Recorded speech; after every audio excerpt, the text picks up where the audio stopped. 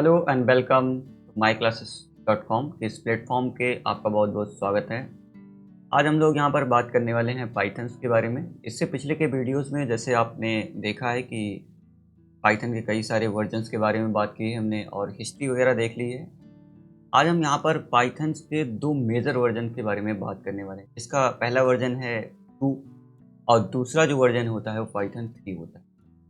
बहुत सारे डाउट्स होते हैं। डाउट्स इसलिए यहाँ पर कवर करना इस बात को ज़रूरी है क्योंकि बहुत सारे कोड आप अगर पाइथन 2 आइडल इंस्टॉल करके कर रहे हैं और उसके बाद आप पाइथन 3 में करेंगे तो कुछ मेजर डिफरेंसेस आपको देखने को मिल जाएंगे। उस हिसाब से आपका आउटपुट जो है, जो आपका एक्सपेक्टेड है कि आपका ये आउटपुट आएगा, वहाँ पे क्या होता है, आउटपुट आपका चेंज हो जाता है। और जैसे आपका आउटपुट चेंज होगा तो आपको कहीं ना कहीं ये भी लग सकता है कि शायद यहाँ पे गलत बताया जा रहा हो यहाँ पर। तो इन्हीं सारे डाउट्स को मैं क्लियर करने के लिए यहाँ पर आज आ गया हूँ। तो और देखते हैं कि क्या क्या चीज़ें हैं जो पाइथन 2 एंड पाइथन 3 के अंदर चेंजेस हुए। तो पाइथन के दो मेजर वर्जन आए हुए हैं, जिसको एक वर्जन हम बोलते हैं पाइथन 2 का वर्जन और दूसरा हमारा जो होता है वो आपका होता है पाइथन 3 का वर्जन। पाइथन 2 और पाइथन 3 क्या है, क्वाइट डिफरेंट है, यानी बहुत सारे इसमें डिफरेंसेस हैं जिनमें से अगर हम लोग बात करेंगे तो बहुत सारे डिफरेंसेस हैं, लेकिन हम कुछ कॉमन डिफरेंसेस के बारे में आज यहाँ पर डिस्कस करेंगे। पाइथन 2x को हम लोग लेगेसी बोलते हैं, ठीक है ना, यहाँ से आपकी स्टार्ट हुई थी। पाइथन 3x को हम लोग क्या बोलते हैं, प्रेजेंट है, देन ये आपका फ्यूचर भी है। तो हमको सीखना क्या चाहिए? तो सिंपल सीधी बात है कि जो टेक्नोलॉजी पुरानी हो चुकी है, यानी पाइथन 2 आपकी टेक्नोलॉजी पुरानी हो चुकी है, उसको अब मैं रिकमेंड नहीं करूँगा और इसको यहाँ पर अब सीखना प्रेफर बिल्कुल नहीं किया जाना चाहिए। लेकिन अगर आप पाइथन 2 में काम कर रहे हैं तो आप धीरे से बहुत आराम से स्विच कर सकते हैं पाइथन 3 के लिए, क्योंकि पाइथन 3 क्या है, प्रेजेंट है और यही आपका फ्यूचर है। आने वाले समय में जो अपडेट्स आएंगी वो किसके लिए आएंगी, पाइथन 3 के लिए आएंगी, ना कि पाइथन 2 के लिए। तो ये सारी चीज़ें का ध्यान रखते हुए हमको केवल क्या करना है, पाइथन 3 पे काम करना है। तो मैं इस ट्यूटोरियल में भी आपको पाइथन 3 यहाँ पर सिखाऊंगा। तो ये थे हमारे दो major version, Python 2 and Python 3। Python 3 आपको सीखना है क्योंकि यही आपका प्रेजेंट है और यही आपका फ्यूचर होने वाला है, यानी जो भी चीज़ें होंगी वो पाइथन 3। अगली चीज़ यहाँ पर बहुत ज़्यादा इंपॉर्टेंट बात जो ये है कि इसमें नो बैकवर्ड कंपेटिबिलिटी। बहुत लोग इसका मतलब नहीं समझ पाते हैं। देखिए, बैकवर्ड कंपेटिबिलिटी का मतलब क्या होता है कि अगर इससे पुराना वर्जन, जैसे आपने एक लैंग्वेज पढ़ी, उस लैंग्वेज में आपने कोई प्रोग्राम या सॉफ्टवेयर को डेवलप कर दिया, तो जो सॉफ्टवेयर आपने यहाँ पर इस लैंग्वेज यानी नए वर्जन पे डेवलप किया है, क्या वो बैकवर्ड यानी पीछे वाले वर्जन पे जाकर अगर सेम प्रोजेक्ट को आप रन कराएंगे तो क्या वो प्रोजेक्ट आपका उस सॉफ्टवेयर जो वर्जन है, सॉफ्टवेयर का वर्जन है या लैंग्वेज का वर्जन है, उस पर चलता है या नहीं चलता? अगर वो प्रीवियस वर्जन पे जाके चल जाता है, इसका मतलब ये क्या है कि वो आपका बैकवर्ड कंपेटिबिलिटी है। तो इसलिए यहाँ पे बताया गया है कि पाइथन 3 का जो कोड होगा वो पाइथन 2 पे नहीं चलेगा। अब नहीं चलेगा मतलब ये नहीं कि एकदम से नहीं चलेगा, कुछ चीज़ें ऐसी हैं जो वहाँ पर पाइथन 2 में भी हैं, तो वहीं से आपका ये बनाया गया है, तो बहुत सारी चीज़ें वहाँ पर चल जाएंगी। लेकिन रिकमेंडेशन यही है कि पाइथन 3 अगर आपने कोई प्रोजेक्ट बनाया है तो पाइथन 2 पे उसको आपको नहीं चलना।